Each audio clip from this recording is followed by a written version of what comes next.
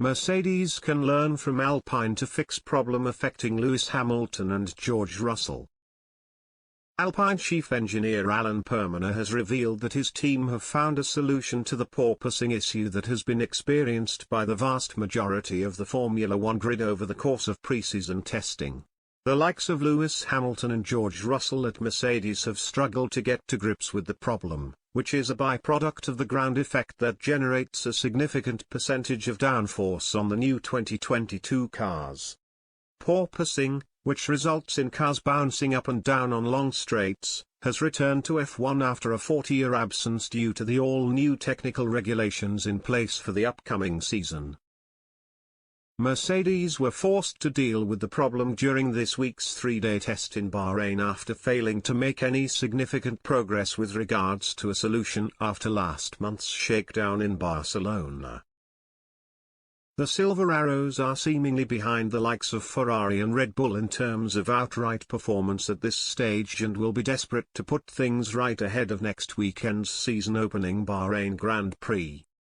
It seems as though Mercedes could benefit from studying Alpine's progress in order to fix the porpoising issue in the wake of Permine's view that it will not be troubling the French outfit when the new campaign finally gets underway.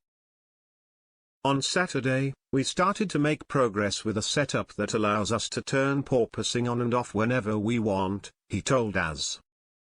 We know why it happens and what stops it. We know when it makes us faster or slower.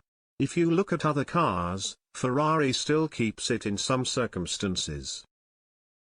We've played with suspension, camber, slipstreams and so on, and were significantly better. We weren't too worried, the performance was there and we were happy. It remains to be seen whether Mercedes will be able to follow in Alpine's footsteps by solving their porpoising dilemma in order to jump ahead of the competition over the coming weeks. Russell warned after last month's shakedown in Barcelona that it may pose a number of safety issues if Mercedes are unable to fix things in the near future. I think you can see some quite substantial issues with the cars in the straights with the bottoming, said Russell. So this is a compromise we need to find to go quickest around the lap. It's something I don't think any team has experienced before.